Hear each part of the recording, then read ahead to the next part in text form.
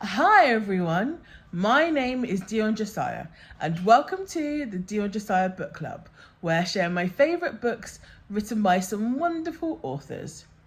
In my book club, we'll read the book, talk about the characters, and I give my final thoughts. Today's book is a classic, Goldilocks and the Three Bears, written by Robert Southey, and this book is illustrated by Rene Cloke.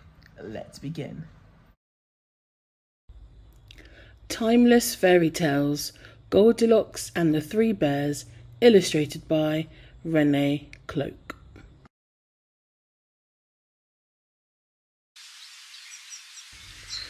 There was once a little girl called Goldilocks.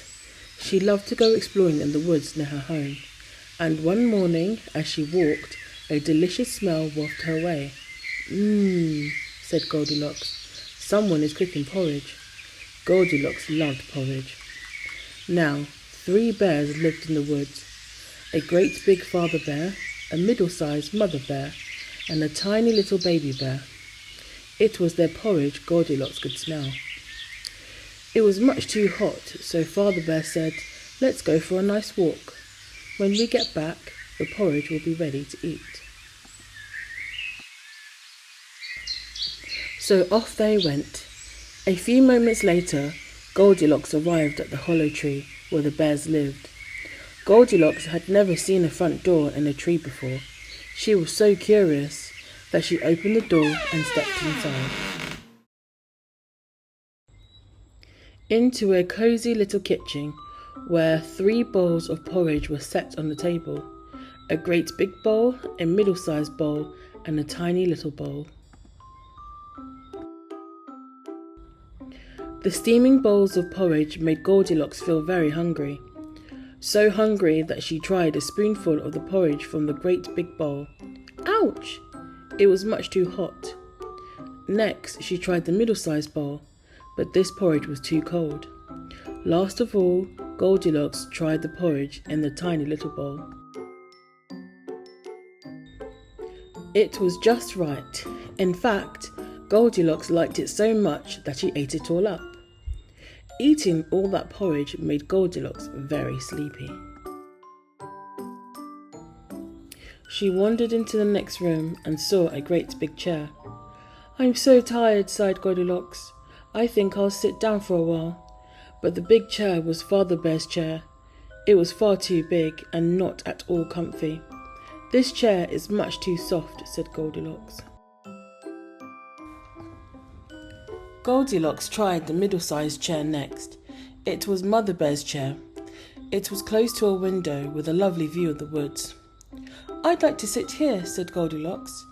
"I could look out of the window." But when she sat on the middle-sized chair, she found that it wasn't at all comfy. "Oh dear," said Goldilocks.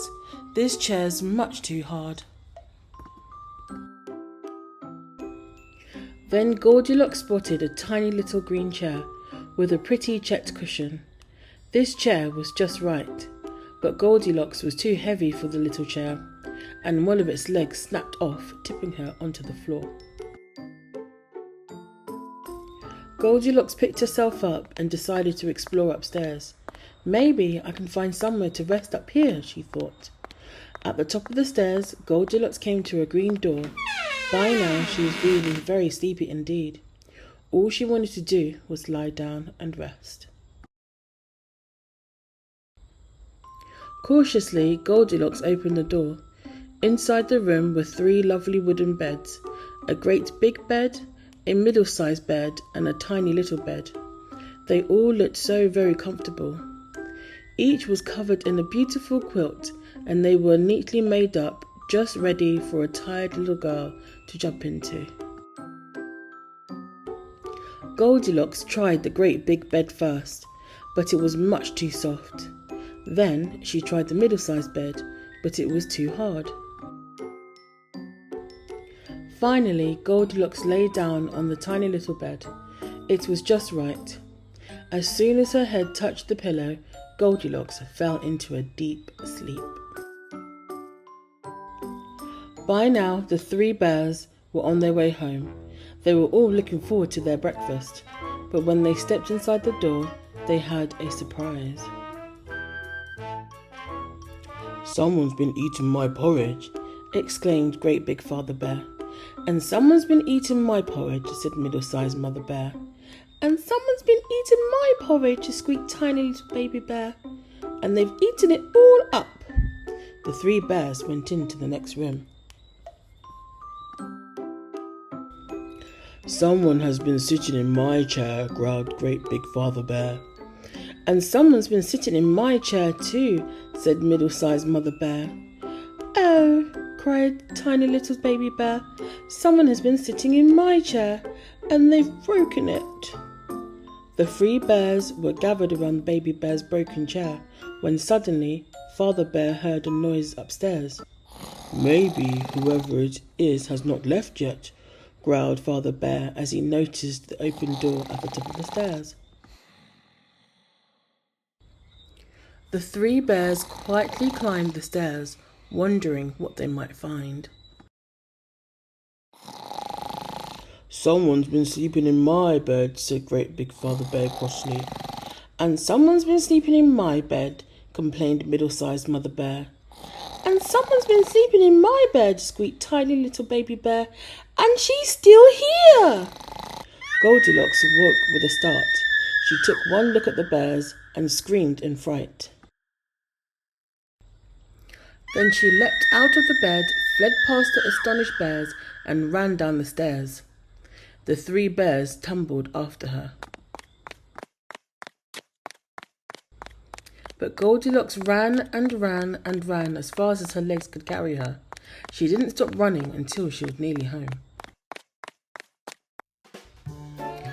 As for the three bears, well, they never saw Goldilocks ever again. The end.